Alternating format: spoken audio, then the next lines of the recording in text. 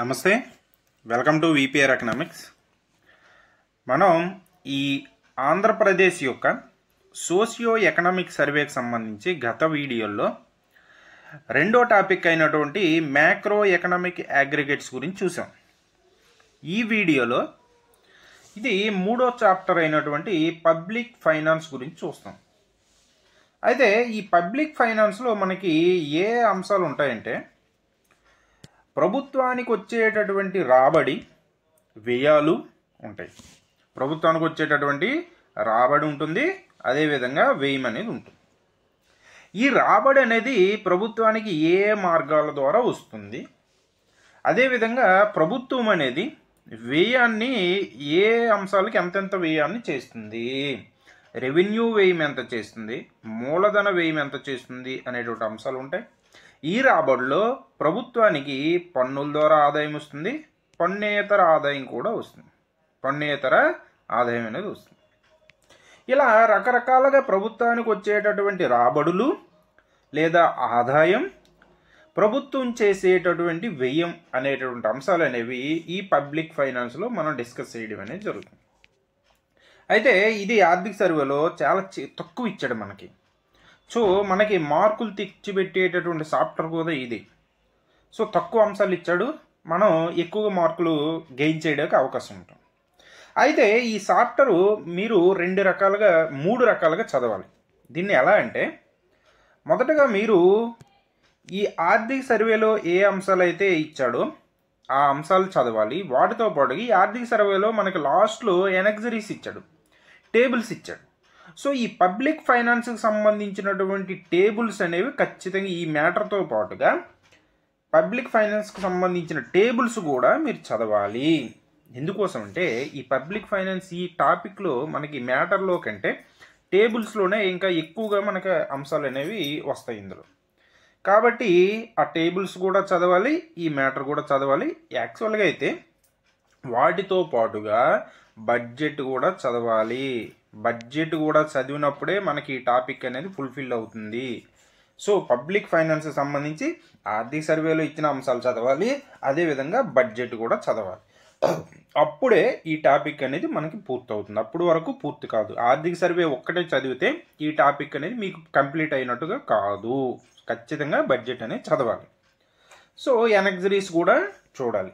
యాక్చువల్గా ఇది చాలా చిన్న టాపిక్కే, మనకి ఒక వీడియోలో చేసుకోవచ్చు. కానీ మనం ఏంటంటే ఏపీ ఎకానమీ ఎప్పుడూ కూడా స్టాటిక్ పార్ట్ తక్కువ ఉండి మనకి డేటా అనేది ఎక్కువ ఉంటుంది.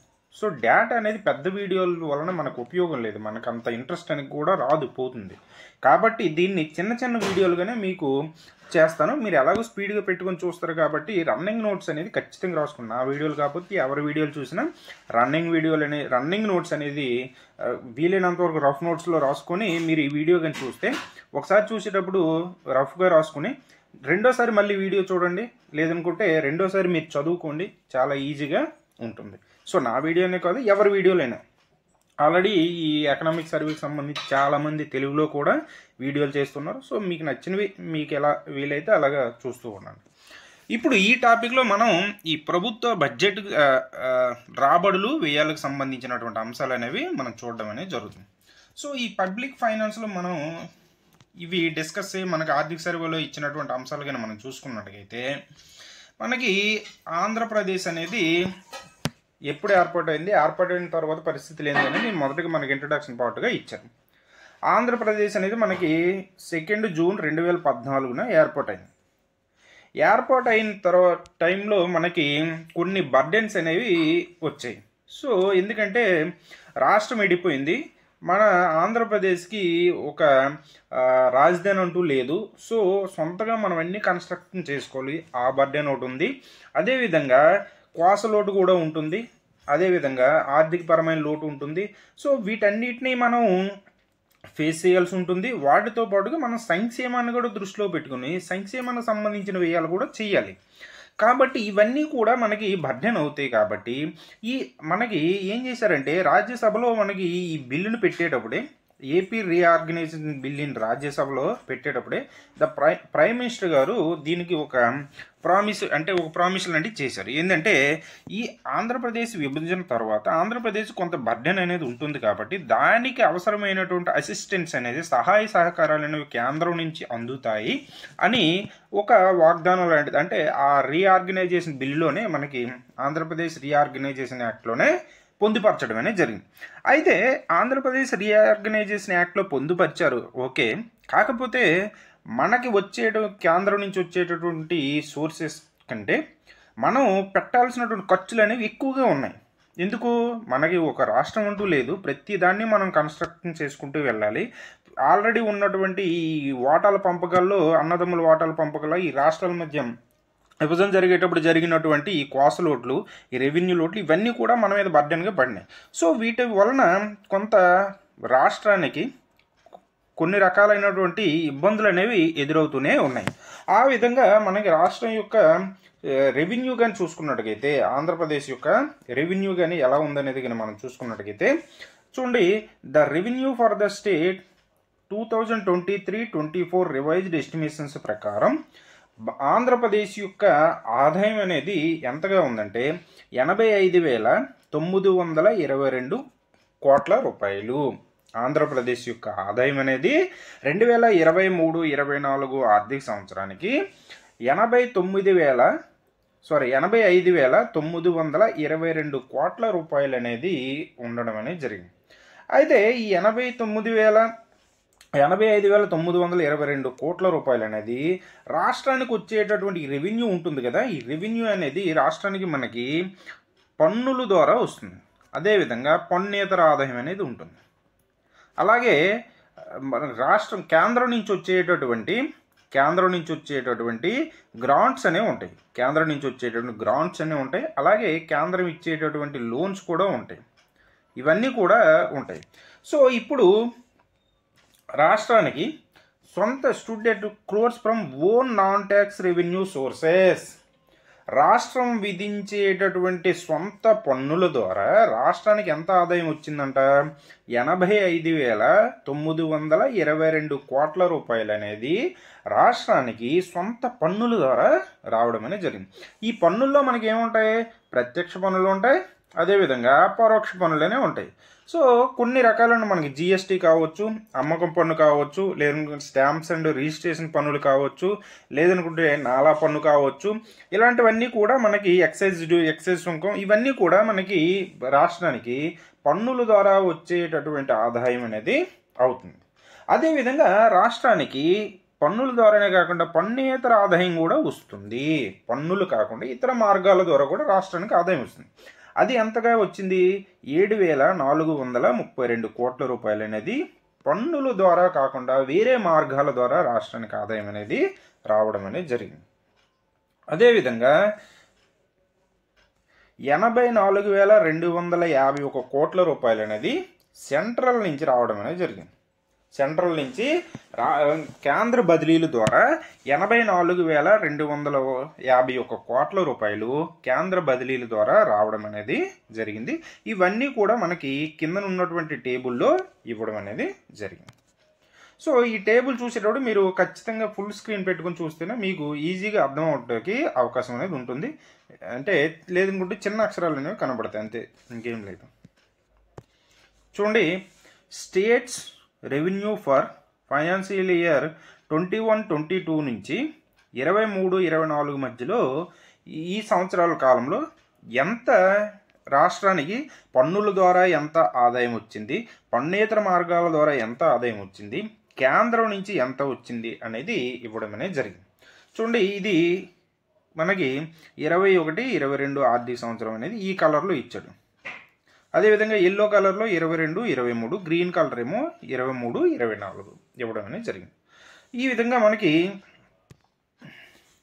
చూడండి, రాష్ట్రానికి పన్నుల ద్వారా ఆదాయం అనేది వస్తుంది అనుకో. ఈ ఓన్ ట్యాక్స్ రెవెన్యూ అనేది రాష్ట్రానికి వచ్చేటటువంటి ఓన్ ట్యాక్స్ రెవెన్యూ అనేది 23-24 ఆర్థిక సంవత్సరంలో 85,922 కోట్ల రూపాయలు అనేది రాష్ట్రానికి సొంత పన్నుల ద్వారా రావడం అనేది జరిగింది. అదే రాష్ట్రానికి, ఆంధ్రప్రదేశ్ రాష్ట్రానికి గత ఆర్థిక సంవత్సరంలో అంటే 22, 23 ఆర్థిక సంవత్సరంలో ఎంత ఆదాయం వచ్చిందంట పన్నుల ద్వారా?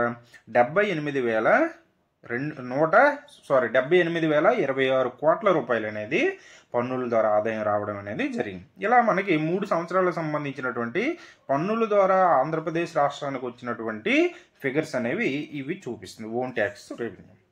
నెక్స్ట్ నాన్ ట్యాక్స్ రెవెన్యూ, పన్నులు కాకుండా పన్నేతర మార్గాల ద్వారా వచ్చినటువంటి ఆదాయాలు అనేది కానీ చూసుకున్నట్టుగైతే 2023-24 ఆర్థిక సంవత్సరానికి ఎంత ఆదాయం వచ్చిందంట పన్నేతర మార్గాల ద్వారా ఆంధ్రప్రదేశ్ రాష్ట్రానికి? 7,432 కోట్ల రూపాయలు అనేది పన్నేతర మార్గాల ద్వారా ఆంధ్రప్రదేశ్ రాష్ట్రానికి రావడం అనేది జరిగింది. గత ఆర్థిక సంవత్సరం అంటే 22-23 ఆర్థిక సంవత్సరంలో అయితే 5,417 కోట్ల రూపాయలు అనేది వచ్చింది. దానికంటే ముందు ఆర్థిక సంవత్సరం 21-22లో అయితే 5,016 కోట్ల రూపాయలు రావడం అనేది జరిగింది. ఇది రాష్ట్రానికి పన్నుల ద్వారా ఆదాయం, పన్నేతర ఆదాయం. నెక్స్ట్ ఇంకోటి ఏంది, రాష్ట్రానికి కేంద్రం నుంచి వస్తాయి ఫ్లోస్, బదిలీలు అనేవి వస్తాయి. అంటే కేంద్రం నుంచి గ్రాంట్స్ ఫైనాన్స్ కమిషన్ గ్రాంట్స్ కావచ్చు, అదేవిధంగా కేంద్రం ఇచ్చేటటువంటి లోన్స్ ఫైనాన్స్ కమిషన్ గ్రాంట్స్ కావచ్చు, అదేవిధంగా సెంట్రల్ లోన్స్ కావచ్చు, అదేవిధంగా ఎక్స్టర్నల్ ఎయిడెడ్ ప్రాజెక్ట్స్కి ఇచ్చేటటువంటి లోన్స్ కావచ్చు. ఇవన్నీ కూడా కేంద్రం నుంచి వస్తాయి రాష్ట్రానికి. సో వాటిల్లో చూసుకున్నట్టుగైతే 2023-24 ఆర్థిక సంవత్సరానికి 84,251 కోట్ల రూపాయలు అనేది కేంద్రం నుంచి ఆంధ్రప్రదేశ్ రాష్ట్రానికి బదిలీలు రావడం అనేది జరిగింది. దానికంటే ముందు సంవత్సరం 81,563 కోట్ల రూపాయలు రావడం అనేది జరిగింది. దానికంటే ముందు సంవత్సరం 78,240 కోట్ల రూపాయలు అనేది ఆంధ్రప్రదేశ్ రాష్ట్రానికి కేంద్రం నుంచి నిధులు రావడం అనేది జరిగింది. సో ఈ డేటా అనేది మీరు ఖచ్చితంగా గుర్తుపెట్టుకోవాల్సిందే, ఇంకా దీనికి ఎక్స్క్లూజ్ అనేది ఏం లేదు. నెక్స్ట్ చూసుకున్నట్టుగైతే ఈ రాష్ట్రానికి సొంత పన్నుల ద్వారా వస్తుందని చెప్పుకున్నాం. సో ఓన్ ట్యాక్స్ రెవెన్యూ, రాష్ట్రానికి వచ్చేటటువంటి సొంత పన్నుల రాబడి అనేది స్టేట్స్ ఓన్ ట్యాక్స్ రెవెన్యూ, రాష్ట్రానికి వచ్చేటటువంటి ఆదాయంలో మనకి సొంత పన్నుల రాబడి ఉంటుంది, అదేవిధంగా పన్నేతర రాబడి కూడా ఉంటుంది. ఈ సొంత పన్నుల రాబడిలో మనకి ఏముంటాయి? అమ్మకం పన్ను ఉంటుంది, జిఎస్టీ ఉంటుంది, ఎక్సైజ్ సుంకాలు ఉంటాయి, అదేవిధంగా స్టాంప్స్ అండ్ రిజిస్ట్రేషన్ సంబంధించినవన్నీ కూడా ఉంటాయి. సో ఈ విధంగా మనకి ఆంధ్రప్రదేశ్ రాష్ట్రానికి 22-23 ఆర్థిక సంవత్సరంలో 78,026 కోట్ల రూపాయలు అనేది పన్నుల ద్వారా ఆదాయం వస్తే 23-24 ఆర్థిక సంవత్సరానికి 85,922 కోట్ల రూపాయలు అనేది పన్నుల ద్వారా ఆదాయం అనేది వచ్చింది. ఈ చూడండి ఓన్ ట్యాక్స్ రెవెన్యూలో ఏమేమి ఉంటాయి అనేది ఇందులో ఇచ్చాడు మనకి. ఈ పన్ను రాబడిలో ఏమేమి ఉంటాయి అనేది ఇవ్వడం అనేది జరిగింది. ఈ పన్ను రాబడిలో వచ్చేటటువంటి పన్ను రాబడిలో హైయెస్ట్గా మనకి ఏమొస్తుందంటే చూడండి, జిఎస్టీ ద్వారా రాష్ట్రానికి వచ్చేటువంటి పన్ను రాబడిలో జిఎస్టీ ద్వారా 36% జిఎస్టీ ద్వారా వస్తుంది. జిఎస్టీ ద్వారా రాష్ట్రానికి వచ్చే పన్ను రాబడిలో 36% ఏమో జిఎస్టీ ద్వారా రావడం అనేది జరుగుతుంది. అదేవిధంగా అమ్మకం పన్ను కూడా సేల్స్ ట్యాక్స్ 22% ఏమో అమ్మకం పన్ను ద్వారా వస్తుంది. సేల్స్ ట్యాక్స్ ఏమో 22% ఏమో అమ్మకం పన్ను ద్వారా వస్తుంది. జిఎస్టీ ద్వారా 36% ఏమో పన్నుల ద్వారా ఆదాయం రావడం అనేది జరుగుతుంది. ఈ రాష్ట్రానికి వచ్చేటటువంటి ఈ పన్ను రాబడిలో ఏ రాబడులు అనేవి, ఏ ట్యాక్స్ నుంచి, ఏ పన్ను నుంచి ఎంత ఆదాయం వస్తుంది అనేది మనకి ఇందులో ఇవ్వడం అనేది జరిగింది. సో వీటిని మనం ఖచ్చితంగా గుర్తుపెట్టుకోవాలండి, వీటికి ఇంకా మరి ఎక్స్క్లూజ్ అనేది లేదు. సో రాష్ట్రానికి వచ్చేటటువంటి పన్ను రాబడిలో ప్రధానమైనటువంటి పన్నులు కానీ చూసుకున్నట్టుగైతే మనం sales tax, state excise duty, stamps and registrations duty, motor vehicle tax, GST, ఇతర పన్నులు అనేవి ఉంటాయి. సో వీటిలో మనకి ఒక్కొక్క దాని నుంచి వచ్చేటటువంటి ఆదాయాలు కానీ మనం చూసుకున్నట్టుగైతే చూడండి, సేల్స్ ట్యాక్స్ నుంచి ఎంత ఆదాయం వస్తుంది? సేల్స్ ట్యాక్స్ నుంచి అంటే రాష్ట్రానికి వచ్చేటటువంటి పన్నులు మొత్తాన్ని 100% తీసుకున్నట్టుగైతే, పన్నులు రాబడినంతా కూడా 100%గా తీసుకున్నట్టుగైతే 84,922 కోట్ల రూపాయలు వస్తుంది కదా. సో 84,922 కోట్ల రూపాయలు 100%గా తీసుకున్నట్టయితే ఈ 100%లో ఏ పన్ను నుంచి ఎంత వస్తుంది? అలా మనకి సేల్స్ ట్యాక్స్ అనేది అమ్మకం పన్ను నుంచి ఎంత శాతం వస్తుందంట? చూడండి, ఈ గ్రీన్ కలర్ 22% ఏమో అమ్మకం పన్ను నుంచి వస్తుంది. 22% అమ్మకం పన్ను నుంచి వస్తుంది.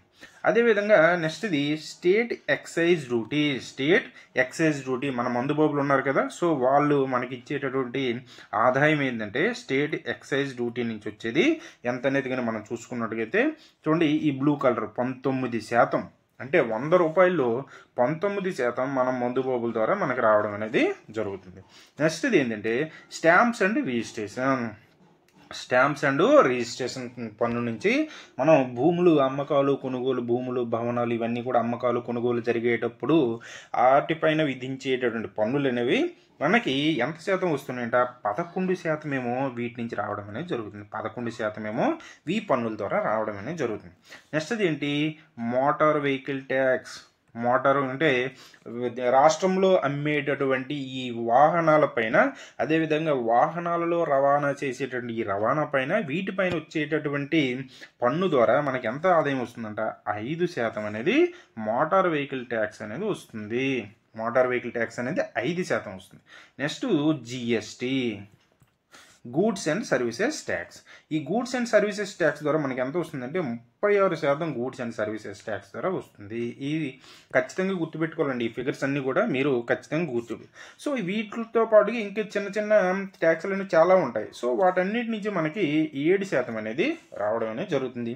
ఈ విధంగా టోటల్గా ఆంధ్రప్రదేశ్ రాష్ట్రానికి వచ్చేటటువంటి ఈ పన్ను రాబడిలో అత్యధికంగా పన్నులు అనేవి, పన్ను రాబడి దేని నుంచి వస్తుందంటే మనకి జిఎస్టీ నుంచి 36% పన్ను అనేది వస్తుంది.